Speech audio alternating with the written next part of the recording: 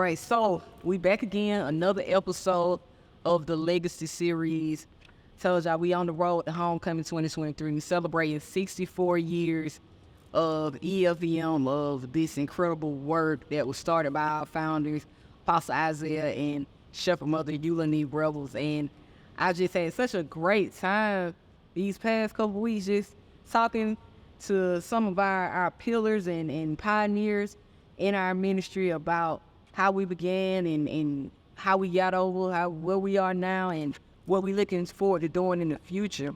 And something that pretty much everybody has said thus far is the youth was the key to a whole lot. Besides God and of course our founders, they couldn't have had as much of an impact they did without the youth. So, think better to talk to than my cousin. I told y'all, everybody pretty much on top of these my people, these my folk. But this actually is my blood cousin. Like, our parents and siblings. So this is my cousin for real.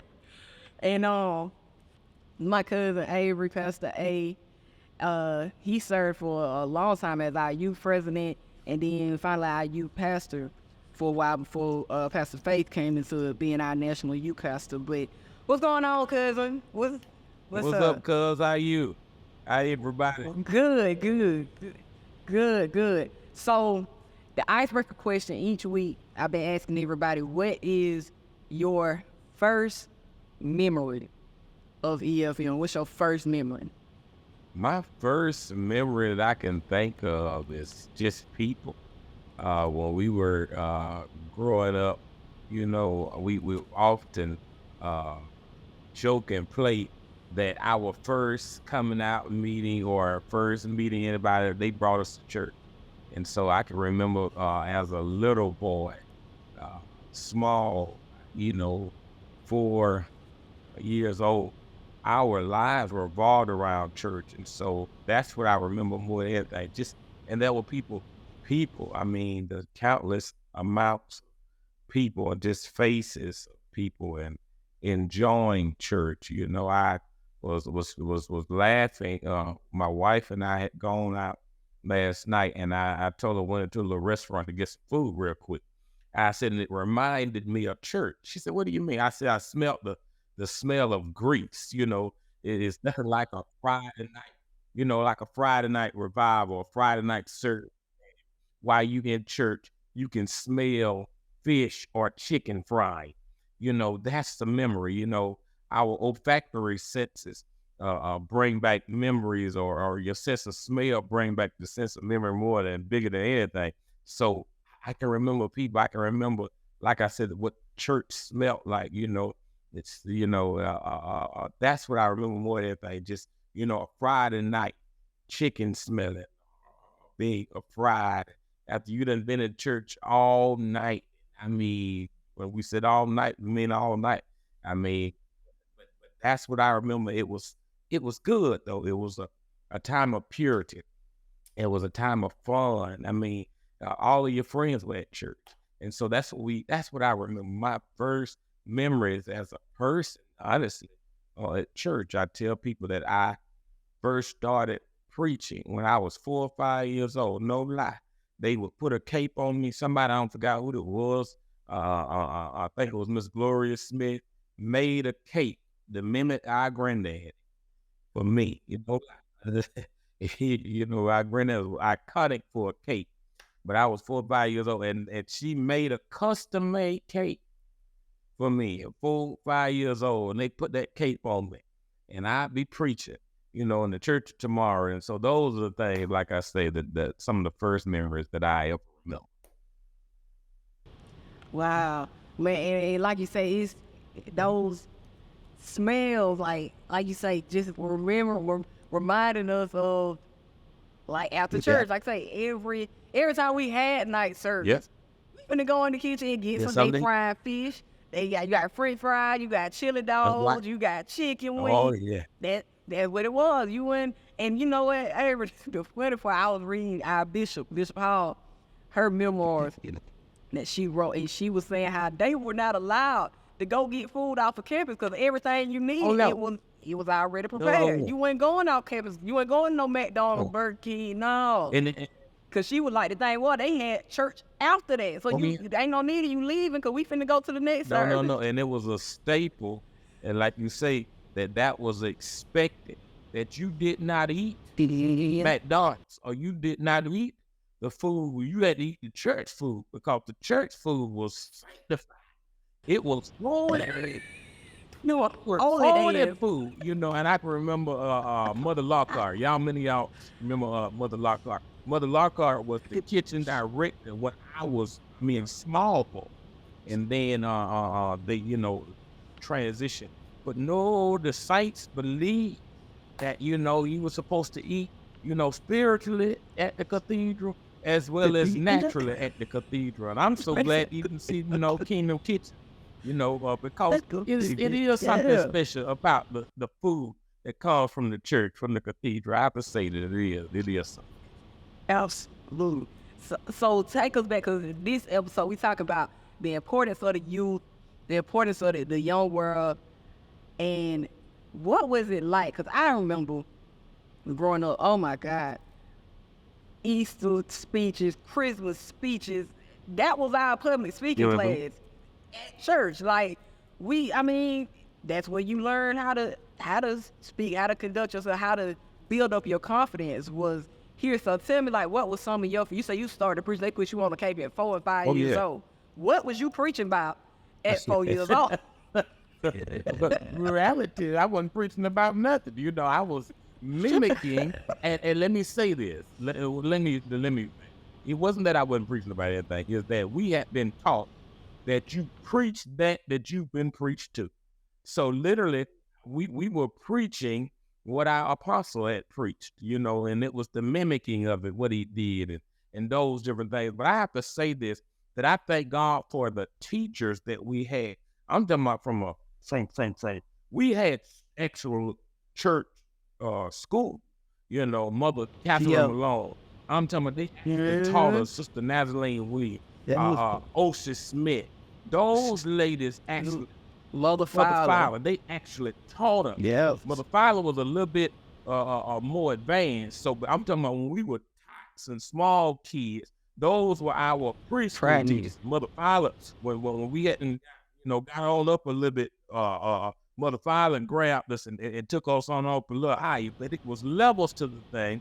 And so when we were small, they literally, to this day, I have a little book that I teach little Avery out of, but they taught us the Bible stories. Not only what we taught at home, but we were taught at church to know. It was rote memory. We had to know Daniel and the lions. Then we had to know David and Goliath. We had to know those things, and then literally what happens is, and with Easter speech, and it wasn't no playing. No, you was going to actually learn. When you came to the house of the Lord, you were going, it was a requirement that you were going to learn, but not just learn, but you were going to learn in the spirit of excellence. And I appreciate my Christian education. I really do. I say that with sincerity.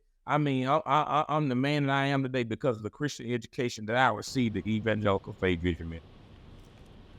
Oh, that's real. That is so true and so key, because I remember even when I'm several years younger than you, but even by the time I was coming along, Bible study, we'll have children's church or whatever in Bible study, and we come in the regular class. Granddad had us getting up. You got to say, what did you learn? It was in children's church, in youth class, youth Bible study. Like, that's what it was. We were taught that in excellence. Even with Mother Vicky Bates was the Sunday school superintendent. So when we were children, you had to learn something actually in class. So when we had the assembly, what we call the assembly, after Sunday school assembly, meant that each class had to have a representative to represent the class and stand up and tell you I remember you that. learned in the Sunday school assembly. And you were not going to make the class ashamed or the teacher ashamed. Oh, you were going to actually learn something. And that was every week, every Sunday. And I thank God for it. Like I say, they made sure it was rooted, grounded, and down deep down it. And I mean that from a small town. Oh yeah, for sure, it was like, man, all that you exactly right. Cause I remember now the Sunday school was Yeah. every Sunday. You finna get in there. Now tell me this, hey, what is your first youth Sunday memory? Well, what happened was this. We were we came teenagers, 13, 14, and we were in a period of transition between youth pastors. And really what it was in the period of transition, what we did was we had a collective group of young people. We got together and we kind of just took the helms of youth ministry, and we started working, and we formulated a committee. We went to our founders, thank God for their visionary leadership, and allowed us to formulate a committee and formulate a committee of young people that were, on the forefront of pushing youth ministry forward. And one of the things that we came up with was we want to have a youth Sunday, and they agreed.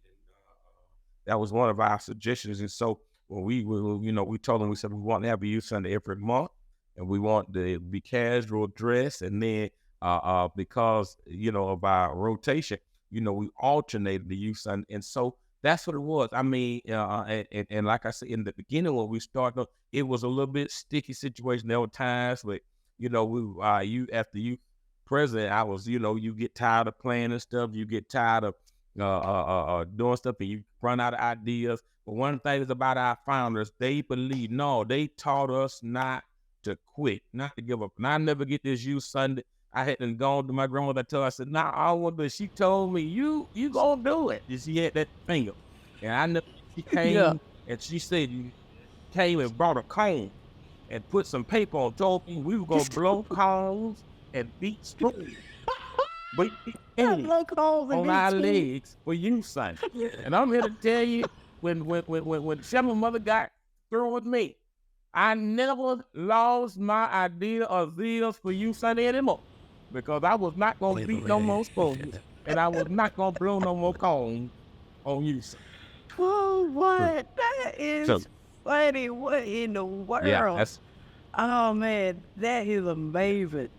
So, basically, and so how old were you when you say y'all were going through the transition period from in between youth pastors, and then now, cause it's the other thing that I want to know, cause I remember us having youth church, like we'll have youth church, and then we'll come into the main sanctuary by the time granddad, whoever was speaking, had got up. So were they already having youth church, or was that something that came on later on, and then the youth Sunday came after, the youth Sunday idea came after that? Well, youth church was a construct that we had for years. I don't even know where it originated, but youth church was a construct that we had for years. And what happened is, like I said, within transition, and within transition, like I said, with our young people just taking the helm, because one of the things, and I have to say this about our ministry was not a ministry that was constricting you just because of age. No, our fathers did when you were capable, when you were well able, and they realized that you were, just because you were young, that you were capable. No, they go to work, and so that's what we did. And so we as young people decided we was going to formulate our youth committee. What we did was we took on the helm of it, and literally I started teaching youth church every Sunday. We start because it was like a little lull in there. And so when we youth church, because we enjoyed youth church, and so youth church was an hour. It was an hour after Sunday school. It was after Sunday school, but we had to be inside of church by 11:30. And so, because at that time church was starting at 11, and our service was starting at 11. So what it meant is when we started youth church at 10:30 to 11:30. And so what we did was we taught. We were in there teaching young people, and it was our own actual church. We actually Yeah, I conducted it. remember. We actually, had our opening. We actually taught our lessons, and we actually learned. And so from there, that's when we went to our founders, the youth committee. We went to our founders and we told them about we wanted to have a youth Sunday service actually inside of the main sanctuary. And so that how that happened. And I think I was maybe about 14 years old, around the age of 14 years old, that I think that was when it was that we actually did that. And I mean, it blossomed and it grew. I mean, that was around the time we had the step team, cousins, Lamar and Bobo, and even Pastor Lundy, Richard and Richard Coleman. I'm talking about we had our step team, but that was one time we had the youth committee around, to 1995, 94, 95, on that time. And because, like I said, we were taking charge of our own youth ministry and doing those things. And then when God transitioned us and our youth pastor, Betty Dickens, became our youth pastor, man, I'm talking We went to the next to the level. levels. I mean, see, because even that, we were young people, but we needed that direction. We needed that. We needed somebody, structure and bringing the. You could be doing good, but without a structure, without proper authority or a delegated authority. And so when she came and I mean structured it, and I'm talking about and honed and harnessed our ability. I mean, the rest was history. I mean, the dream team. It was. I'm talking about. Yes, club. Campus connection. We went on. I mean, and then drama team. And we worked in conjunction with each other, and we worked as a team in the spirit of excellence. And that's the thing more than anything that I remember: service in excellence in service. I mean, we spent hours practice, hours, getting things together, hours. I'm talking about decorating, hours. I mean, it was not just, even I would say this: we took days, hours, months, and weeks to plan. Just the planning meeting alone would take us that much time, because we had a focus that when we said we was gonna pack the building, that when we said that the youth crusade, that we were going to, souls were going to be saved, the lives were going to be changed. I'm talking about we met that. I'm talking about that we met it. I'm saying, when I say that God did some amazing things, and I'm just proud, that just it's been a small microcosm of what God did, and even as it relates to that, even it was Christmas at the cathedral, and it was birthed in our youth ministry. I mean, and even the offshoots in the different areas that do Christmas in their areas because of our youth ministry. Yeah, and man, it's so what you were saying is like our church has never seen age as a limitation. I was just talking to Uncle Harry Coleman on the previous episode. He was saying how when he was tent manager, I'm not even sure if he was tent manager at this time, but he said Granddaddy sent him to Florida or somewhere to get the permits, get everything set up for the tent. He said he probably was 20 years old, and he said he had to meet with the mayor of that town, whatever town they was in. And the mayor was like, "Young man, you're doing a good job. I got to speak to a grown person. I got to speak to an adult." But he said that's how they were trained. They were trained to be leaders and trained to, go in and take care of business. And people had to respect, cause you can't help but respect a person who they got their stuff together. And that's the thing. It wasn't that, our leaders, even our current leaders, they take pride in knowing that we've trained and produced, and they want to see the product of the teaching and everything that they've put into us. So that's just the history of our ministry. That's our legacy. And even when you were talking about when Auntie Betty came in, it took it to the next level. I remember her drilling that 24 strong into us. And that, to this day, that's one of my favorites, because this is the generation of them that seek him like that. And that's what we did. I'll never forget. I was telling, I think my brothers or somebody, about how she would have us the Friday night, I think we Thursday and Friday night of each conference. That Thursday night, she finna show us some kind of film or something, we finna get together. And then that Friday night, we go Terry, just for you. She had us in there sometime in the gym.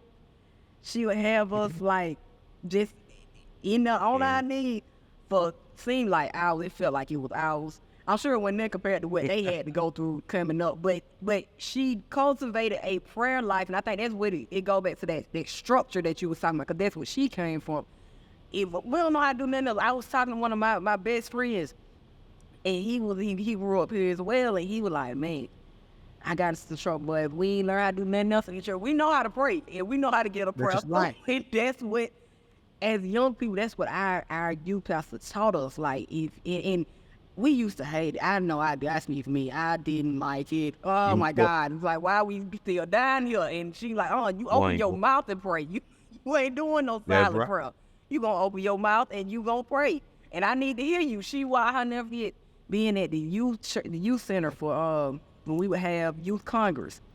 And she would walk around. Oh, I got to hear you. And we gonna stay down here. I hear everybody praying.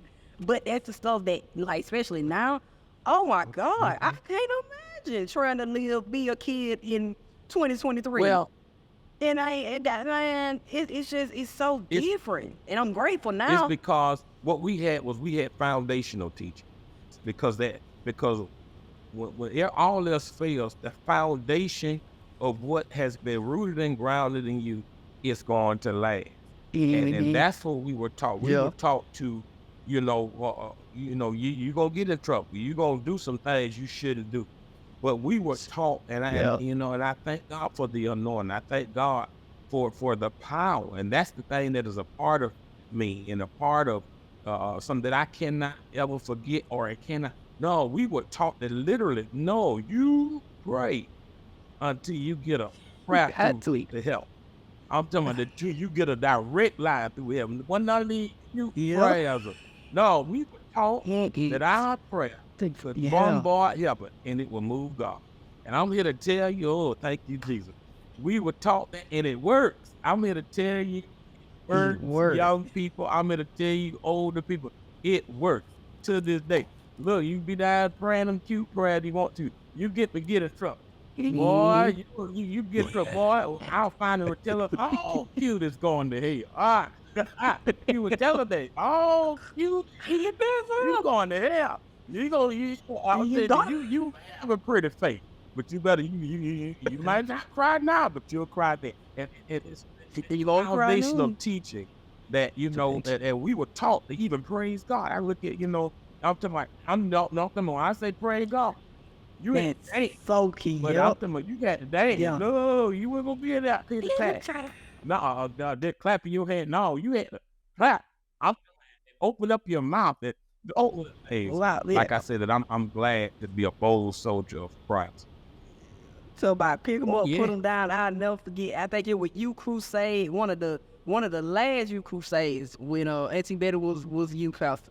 And she got down there on that altar and did a tutorial. Right. We had just got new carpet in the temple. She said, we gonna break this carpet in. So if your feet ain't moving, you ain't breaking. Your feet need to move.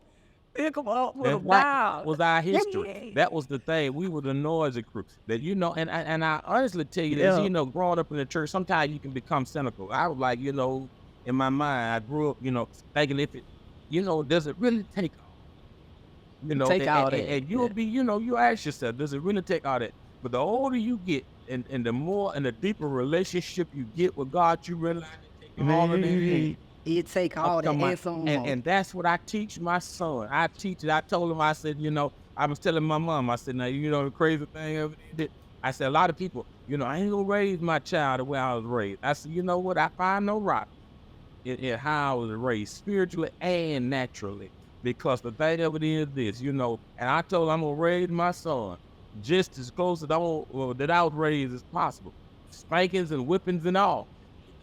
It made us who we are. Our root.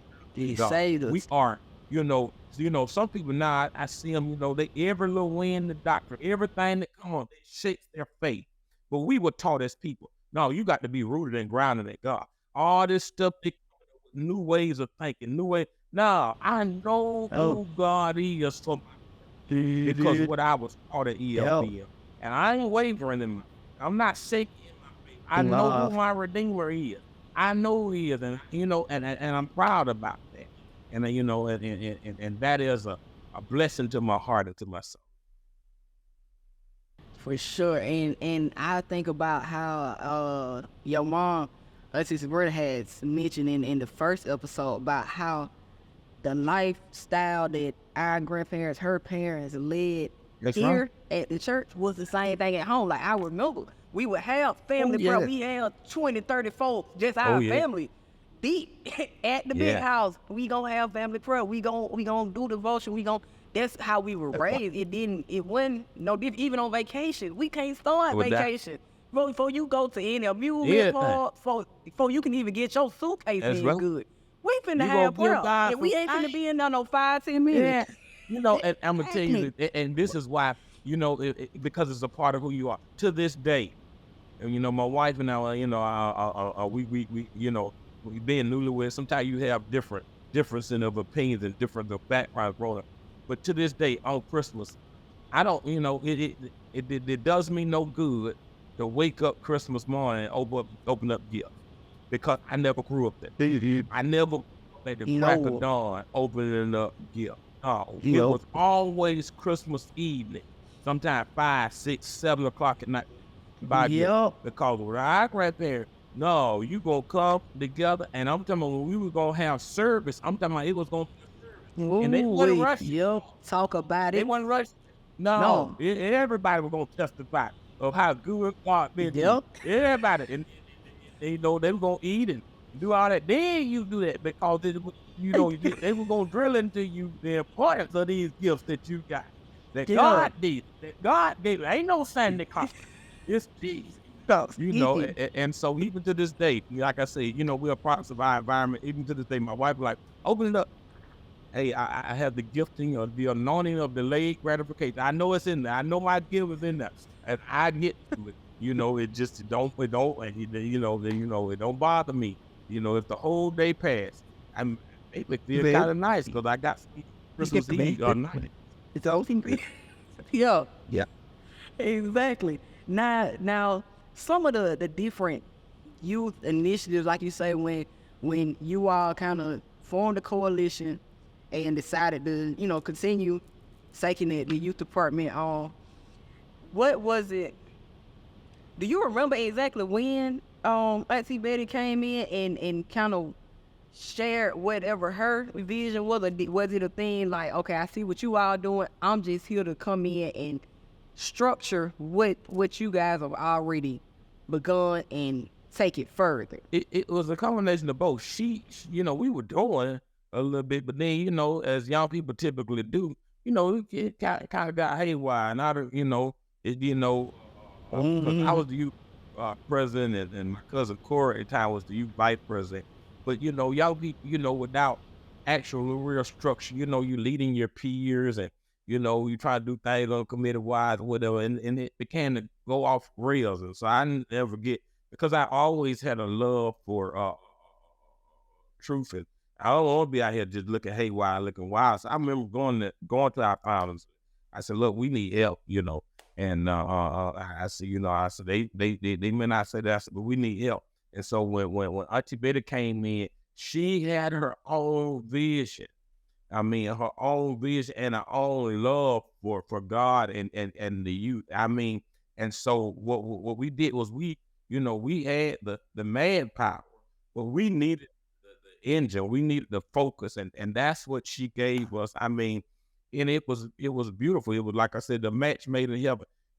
And that's really what it was, to take our young people and galvanize and take it to a level of excellence. And I have to say that I keep repeating that we served in excellence because that's what we were taught. We didn't just do something. It was not just one practice. It was not just one meeting. No, we prepared months, weeks, hours at a time, drilled in in. We would, like you were saying, we would have our mini youth crusade just within us, just before, because she would, we ain't gonna, we were taught that we were not just going to present God anything. Life had to be right before we minister to God's people. And so if it was, we was, and I thank God for her for that. And, one of the things at EFVM, we were taught to have a consecrated life, to have a life that was worthy so that God could use us. And so when we would come in, she would say, no, it might be something, no, you get your mind right, get your attitude right. No, get on the altar, lay that at the altar, lead at it, all with a new attitude, with a new mind. Before God can use you with singing, or before God can use you in dance, or before God can use you. No, we were taught that, no, you consecrate yourself so that God can use you and use you as a vessel, because we understand we're co-laborers with God.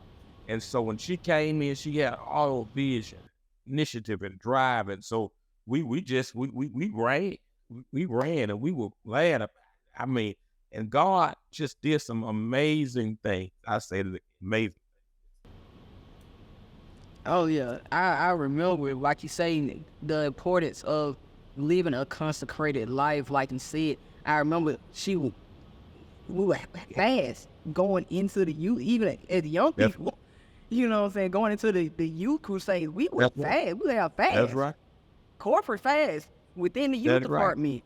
Before we had a youth crusade, you know what I'm saying? Like I said, even when it came to the general meetings for the entire body, and even I think at that point, the youth crusade, the incorporation was kind of coming in the beginning for those youth crusades, but it wasn't like, how it was. We by general meetings, but she drove that and put that in us, like the importance of living right. You can do it as a young person, like you can live right if you allow God to take up that space in your life. Like if you really mean, you know what I'm saying, that you really mean you want to be right for God for real, he'll do it.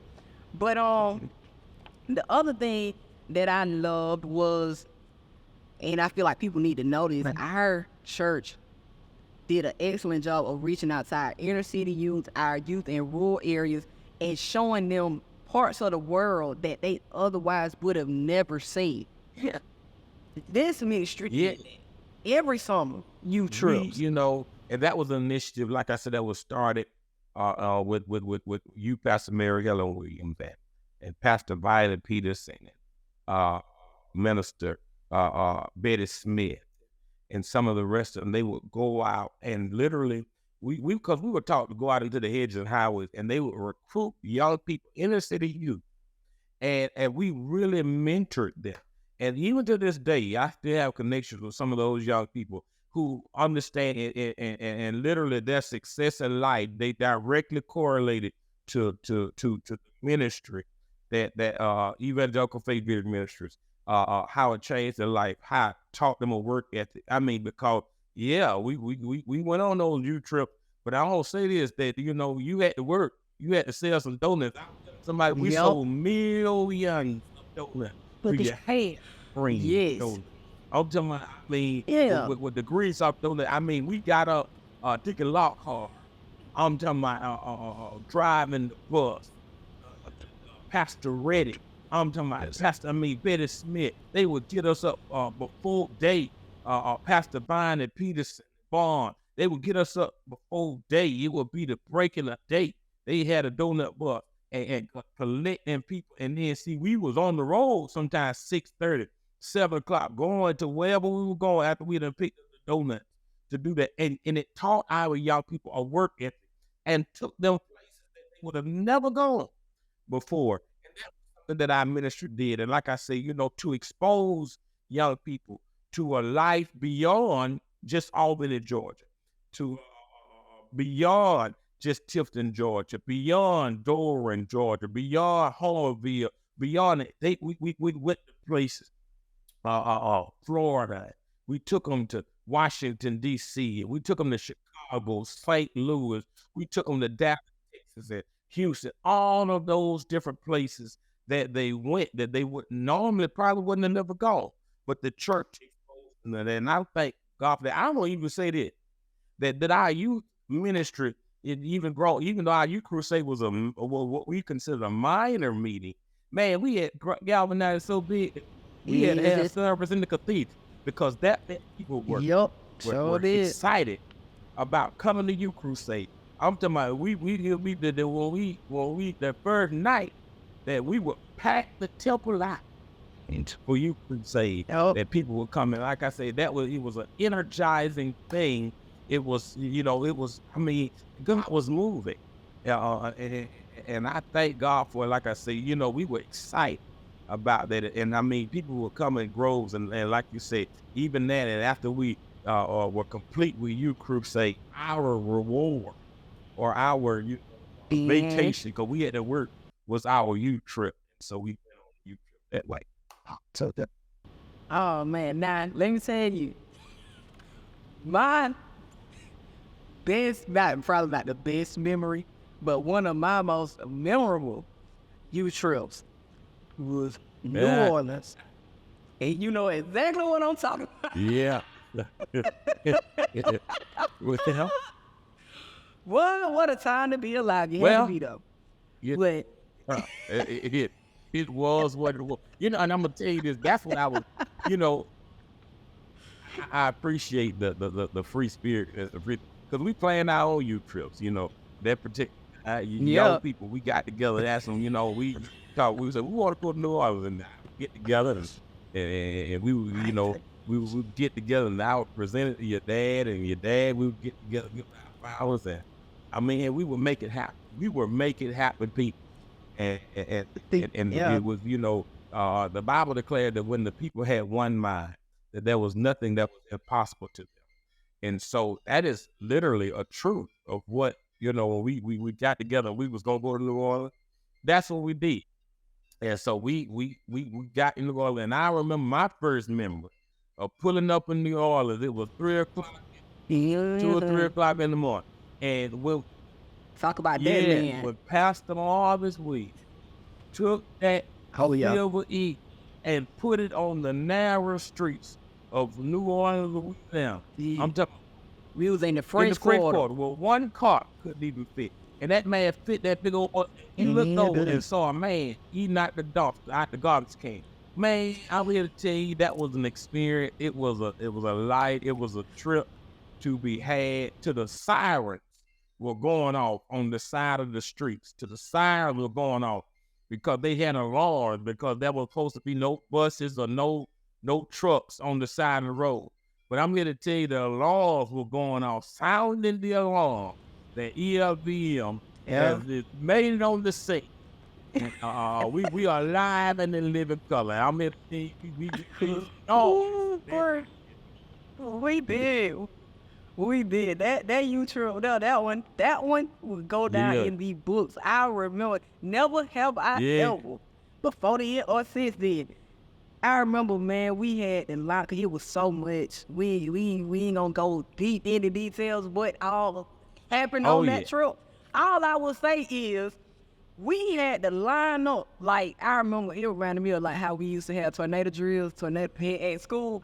Where they had us lined up in the hallway of the hotel because it was some stuff that went down. It was an experience. It was an experience. It was young people in New Orleans. It was in New Orleans. Every city has its own spirit. Every city has its own different atmosphere. Even that night, your daddy, our apostle, stayed up all night. He talk about that to this day. On God. Make sure. And there were people who tried to sneak out and do things. I say this, young people gonna be young people. It is what it is, but all that adds flavor to the soup. And thank God for that. God brought us from a mighty long way. It was exciting, it really was exciting. It really was a story to be told, but it ended up being a great trip, It was. It really was. Because that was that year we did the double trip when we did, I think we went to Texas the first half, and then we did New Orleans on the second half. Back to New Orleans. We did. It really was. I mean, it was really a great experience. Our young people, some of the time, like I said, that some of the places that we went, it was their first time ever in life going there. And so I'm proud glad to say that our church helped expose them to that. And, you know, it's just a fact of life. It really is. It really is. Definitely. Now, tell me, even with the Christmas at the cathedral, what sparked that? Because I know like our church has always been into giving back to the community, always been into, you know what I'm saying, just showing love outside of the four walls of the church. Like that's what we do. So where was the conception of Christmas at the cathedral in the way that we know it? It stemmed from wanting to give back to the church and the community at large. And so we you know, when we prayed about it, you know, like I say, even as young people, you know, God will burst something inside of you. And sometimes it's so much bigger than what you can see or what you know. And so when we just prayed about it, we wanted to do something, you know, we were having our youth Sundays, and we had been granted youth Sundays. And so, you know, and praying about it, I said, we're going to do a Christmas giveaway. We didn't even know really what we was going to call it. We you know, and I think as we came up to it, I said, it's going to be Christmas at the cathedral. And I mean, and the name took off, and we got gifts. But we were young people who found innovative ways. And that's why seed faith offerings came from. And we start giving, and I mean, and even I can remember, you know, the church would be packed Christmas at the cathedral. I mean, I remember the years people come out to broadcast that this church is doing Christmas at the cathedral, bikes and toys. Every child gets a toy. It came from the spirit of wanting to give, of love, and our apostles' creed that this is the house where love is Lord. And so even during that time when I found this, it was just about giving and about loving people and showing people that, hey, the church ain't just asking you to give them something, that we're actually willing to give you something. And so that's where it stemmed from the heart of love. And you know, God, you know, has taken it to higher heights. Okay, and tell the people about, we had we still have this, the youth scholarship, is the Young Visionary Scholarship, is the youth department scholarship. We had the Millionaires Club, Dream Team. That's become like where would that the scholarship first? Let's talk about that. Well, because I found I always been big on education. The scholarship, that. Scholarship was funded through the through the Millionaires Club. Our youth pastor, Benedict's core group of young people together, and God had given her a vision to give a youth scholarship away, the Visionary Scholarship. And so what she said was this: if I can get a core group of young people, our leaders, to join the Millionaires Club, and our dues was like $20 a month, and then, you know, we can get it, then we can give this scholarship away during the youth crusade. And so that's where the heart of the scholarship came from, to wanting to go to help young people further their education, to go to another level in God. And so we you know, and that's where it stemmed from. And so literally, initially, the scholarship was funded from young people for young people. Wow, that's amazing. Now we coming to the close, to the end, but tell me this, and I'm sure this was an iconic moment in your life. Our founders last Sunday here. What was that? You know, and you know, I'm tell you, it is. I think it speaks to the heart of our ministry. That's what I was thinking. Of the importance of young people. Our founders last Sunday was a youth crusade Sunday. And I was up ministering, preaching, and I never forget that day that I was preaching, Throw Me a Lifeline. And I was using your father, our bishop, he was a bishop, Felix at the time, Apostle Felix now. I was using him as a demonstration. And, you know, we had these ties, and how literally we was tying him, you know, to the chair, and that literally he was our lifeline. And I'll never get that in the midst of preaching, our founder was sitting out in his chair, and he looked at me. He looked at your father and abruptly stood up. I wasn't even finished ministry. Stood up. And at that time, he was still having some, walking issues or whatever. But that time he stood up on his own, turned around to the crowd while we were still ministering before I was done, and waved his hand, Dude. and they wheeled him on out. I just believe that God showed our founder that our ministry was in good hands. That with our young people, with our young apostle Felix, that we were going to go, and that as he always said, that this is a perpetual ministry, and that God, was going to do exceedingly abundantly above all he could even ask or even think.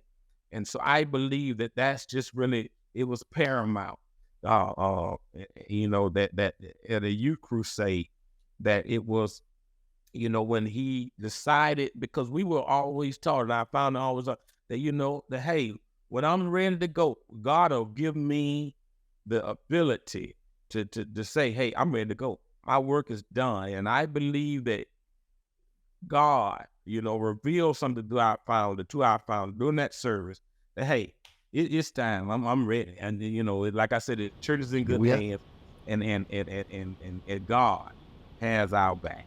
And so I just really believe that it's an iconic moment. And like I said, I'll never forget that. Never forget. And definitely, like you were saying, it kind of, I guess for him, was like a full circle moment almost, because it started with the youth, and it's what it ended with. That was the youth. And so, that's our legacy, that's our history. Is so important. When a church without young people is dying. Like, your days are numbered. If you don't have any youth, any young people in your ministry, your days are numbered. Because nobody live forever. You can't do it forever, man. You have to trust God enough to know that you put inside your young people, your youth, what they need to carry it on, and that's what we doing now, man. That's our life and our heritage, man. That's right. Even within our family, they raised us to be independent thinkers, innovative people, visionaries. That's all we know. So here we are. This one more river to cross, y'all. This is episode 3 of the Legacy series. We got one more after this. We are celebrating 64 years. Oh my gosh, that's a long time. That's a lifetime. Yeah. 64 years of EFVM. We've been traveling each week from the beginning. That way we hit on the music and the crusade eras. Then we just got finished having an amazing dialogue about the importance of youth and our youth ministry. We're still going even higher now. We have our youth pastor Faith. She's doing an awesome job with the youth in the children's church. And, so our future is bright, and it's in great hands. And we just want to invite everybody to join us on next weekend, August the 4th through the 6th. I can't believe it. It's almost here, y'all. Homecoming. It's homecoming experience. It's not just a conference. If you coming expecting a conference, we finna do one fast, one slow, get the offer, let's go. No, it's not that. It's not that at all. This is something unlike anything else that we've ever seen. This is a part of that unfolding vision. It's just the next step to it. It's about doing something new, man. We got to do something new. So that's what we're doing on August the 4th through the 6th. The 4th, we're having our showtime at the Cathedral over at the Youth Center. Don't want to miss that. Go ahead and sign up. If you got a talent that you want to showcase, go ahead and sign up. But please have thick skin now, cause there ain't be no holding back. We gonna take mistakes for love, but we might get laughed at. So just come prepared. We gonna have a good time. Then on that Saturday, we're gonna start it off early that morning with our Stash Trash event right here on the newly named Ulani S Revels drive. We're gonna stash the church. We're gonna clean up our community, clean up our property over here on the south side.